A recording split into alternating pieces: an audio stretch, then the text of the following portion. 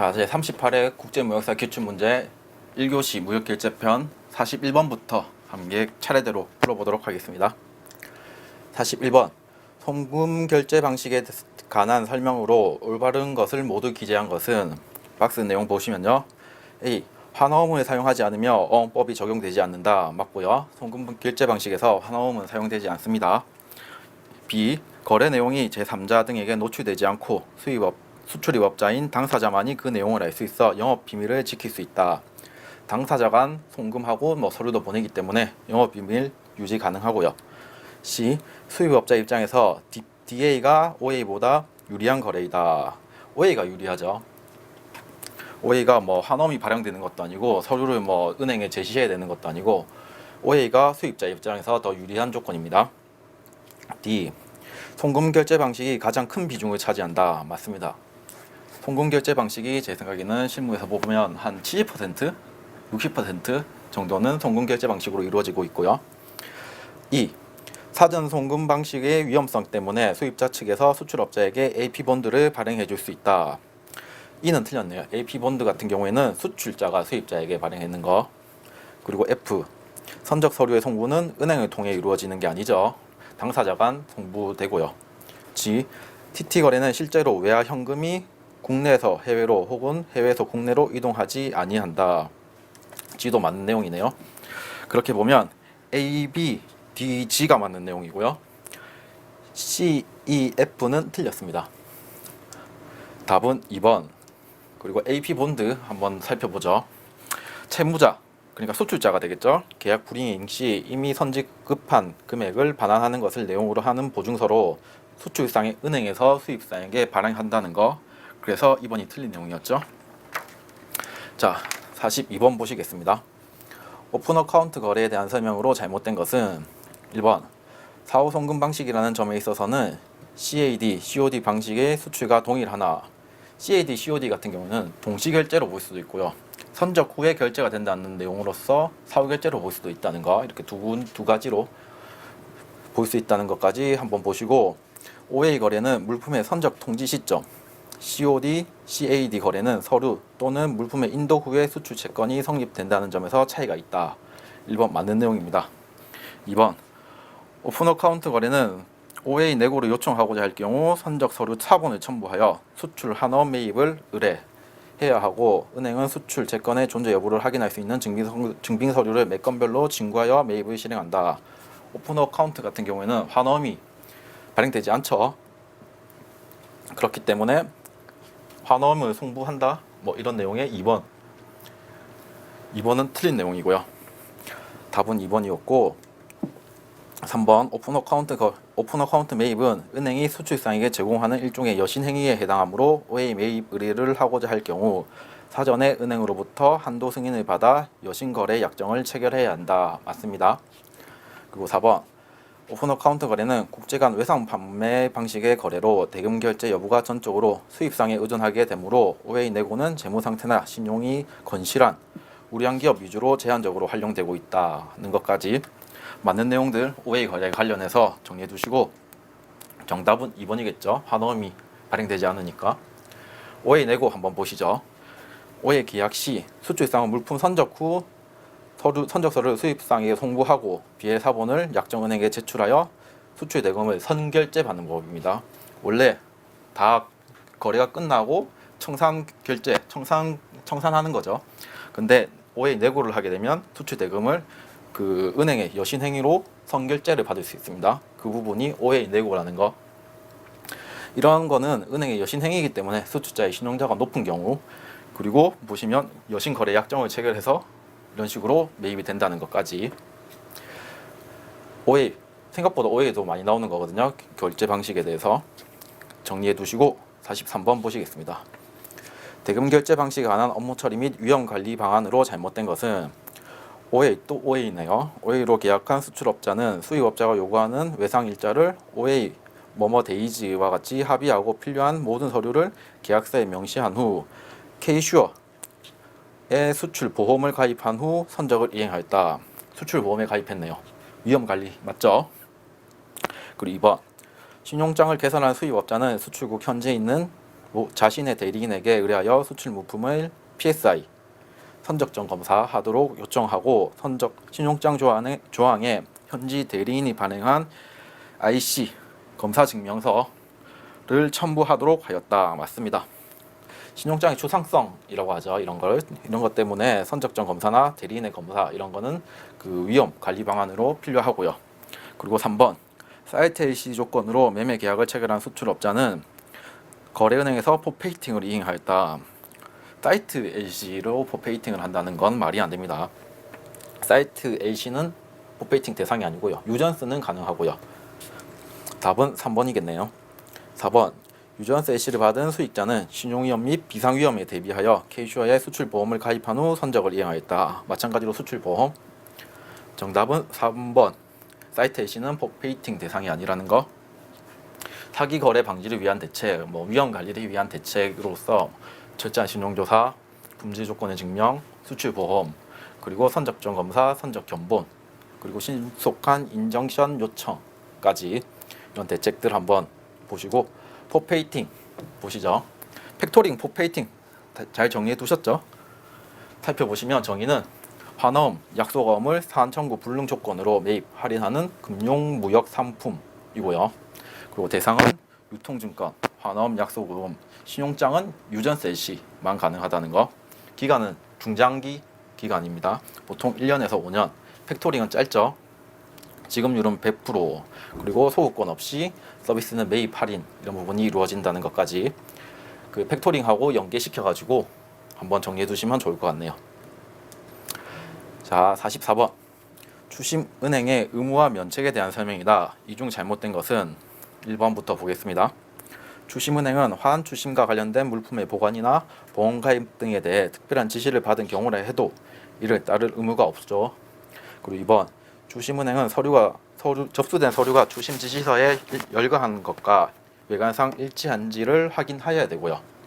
3번 추심은행은 서류의 종류 및 통수가 맞는지 확인하고 서류의 내용에 대해서 심사할 의무가 있다. 이거는 3번이 잘못된 내용이죠. 심사할 의무가 있는 것은 신용장이 가능하고 추심 같은 경우에는 서류 심사 의무가 없습니다. 신용장이 아니니까요. 추심이죠. 4번 추심은행은 지급인이 자기 은행 고객이면 직접 서류를 제시하고 그렇지 않으면 지급인의 거래은행으로 송부한다. 4번도 맞는 내용. 추심은행이 자기가 서류 제시가 곤란한 경우에는 재추심을 또 의뢰할 수가 있거든요.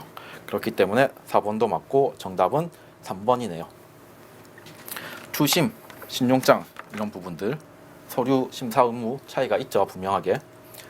그 추심 거래은행의 책임과 의무 한번 보시죠. UIC 규정이거든요.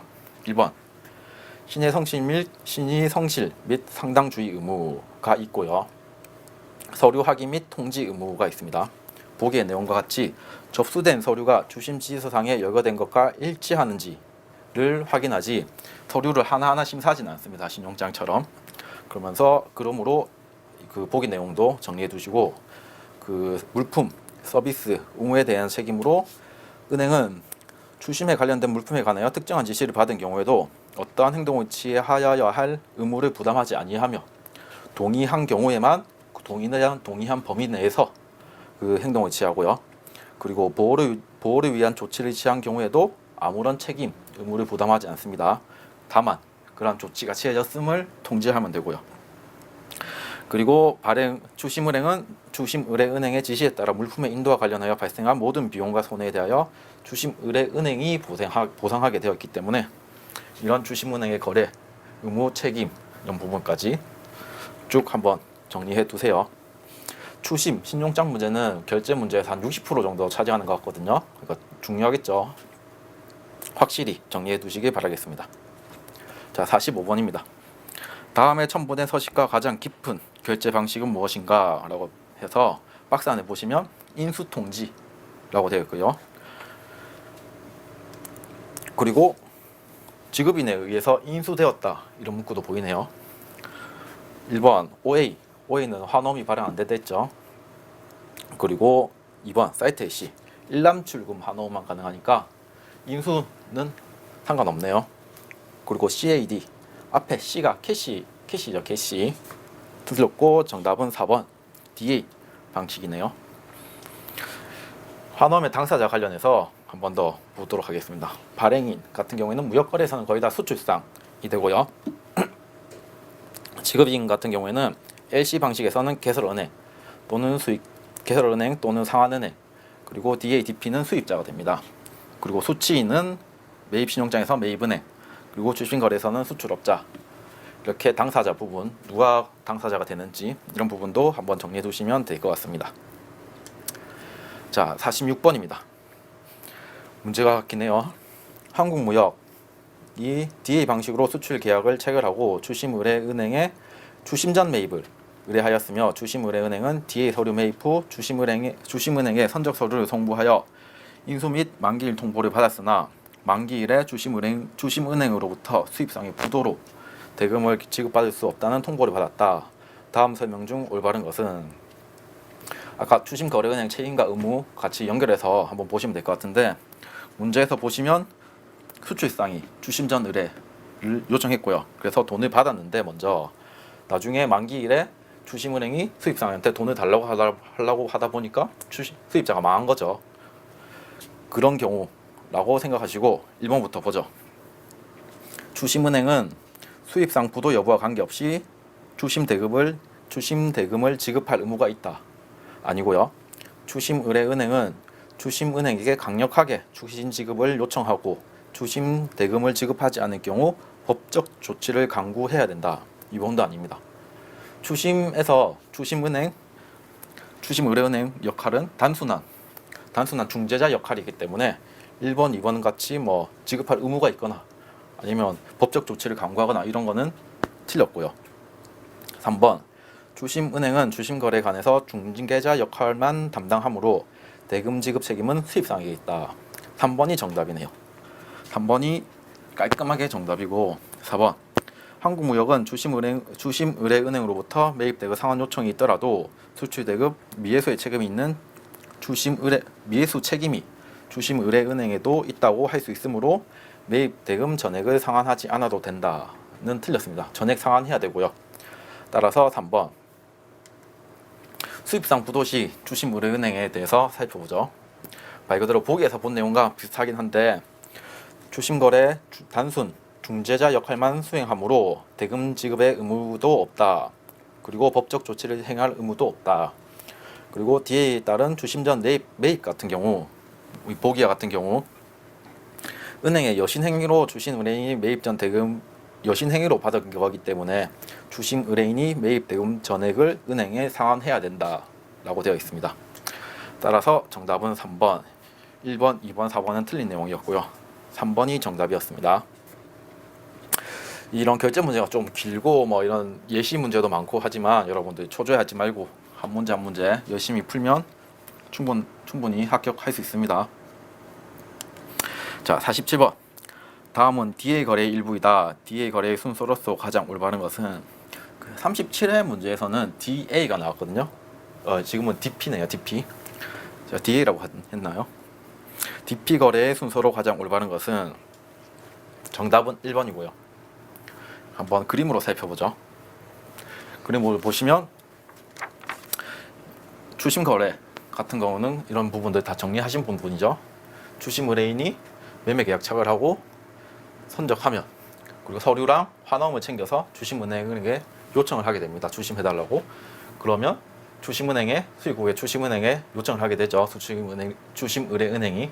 그래서 선적 서류 도착 통지를 하면 거기에 상응해서 지급인이 대금 결제를 하게 되고요. 그렇게 되면 서류를 인도하게 되죠. 그리고 주심은행은 이 대금을 다시 주심의뢰은행에 전달하게 되고 주심은행에 또 다시 전달. 이런 식으로 DP 거래의 흐름 한 번 더 정확하게 암기해 보시고 DA도 살펴보시고 신용장까지 이렇게 한번 거래 흐름을 정확하게 한번 정리해 두시는 게 좋을 것 같네요. 자, 48번입니다. 주심 결제 방식에 대한 설명으로 가장 적절하지 않은 것은? 1번, 주심 결제 방식은 상품을 선적한 후에 주심의뢰은행으로부터 선적서류를 송부하여 대금을 지급받기 때문에 사후 송금 방식과 달리 수출자의 신용위험이 존재하는 거래이다. 신용위험이 있습니다. 신용장처럼 안전한 거래는 아니고요. 그래서 답은 1번, 존재하지 않는 거래가 아닙니다. 2번, 추심 결제 방식은 수출자가 물품을 선적한 후 선적 서류를 추심 의뢰은행과 추심은행을 통하여 수입업자에게 추심하여야 하므로 비로소 대금 지급을 받을 수 있기 때문에 원칙적으로 추심 기간만큼 대금 지급이 지연이 불가피하다. 맞는 내용이고 은행을 거쳐서 오니까. 3번 추심 결제 방식은 선적 서류 등이 신용장과 같은 경로로 수입자에게 전달된다. 맞습니다. 신용장하고 개설은행, 매입은행 이런 식으로 치면 똑같은 경로로 왔다 갔다 거리고. 4번 추심 결제 방식은 은행 간 중개에 의하여 대금이 결제되지만 적용하는 국제 규칙은 신용장과 다르다. 이것도 맞죠. 4번도. 정답은 1번. 신용자의 위험이 존재하지 않는 거래가 아니고 신용자의 위험이 존재합니다. 추심 같은 경우에는. 자, 한계점으로 한번 보시죠. 그런 내용들 한번 정리해봤는데, 일단 먼저 추심 거래에서는 수출상의 대금 회수 불능 위험이 존재합니다. 신용장과 달리.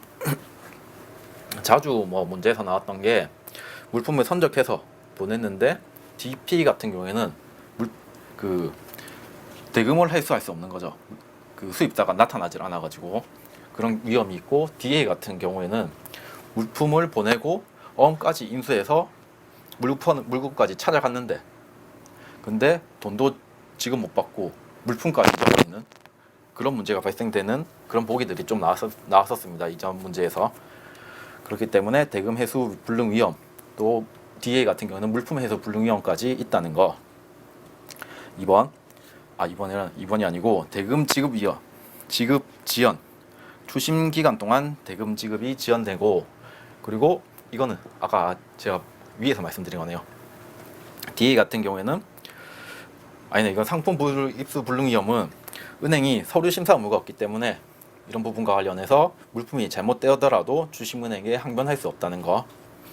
그리고 중거법, UIC는 신용장과 달리 국제 상간세법 지위를 가지지 못하니까 각자 국내법이 우선 적용되는 경우가 많아서 분쟁의 소지가 있습니다. 다시 한번 대금 회수 불능 위험, 물품 회수 불능 위험, 그리고 대금 지급 지연, 그리고 상품 인수 불능 위험, 그리고 중거법의 문제까지 해서 추심 거래의 한계점 정리해 보도록 하겠습니다. 49번. 다음은 DP 유전스 방식에 대한 설명이다. 이 중 잘못된 것은 DP 유전스 방식은 추심은행이 유전스 기간 동안 서류를 보관했다가 이후에 수입업자에게 제시해 대금의 지급과 상환으로 서류를 인도하는 방식의 거래를 의미한다. DP 유전스의 의의죠. 의의. 그리고 2번. 결제 조건에 대한 표현이 DP at 30days after BL date라고 되어 있으면 DP 유전스 방식에 해당된다. DP 유전스 표시 방식이 이렇고요. 그리고 3번. 추심은행은 DP 유전스 방식의 추심 업무 처리 시 수입 업체의 결제가 이루어지지 않은 상태에서 서류를 인도할 수 없기 때문에 DA 방식과 차이가 있다라고 되는데, 맞습니다.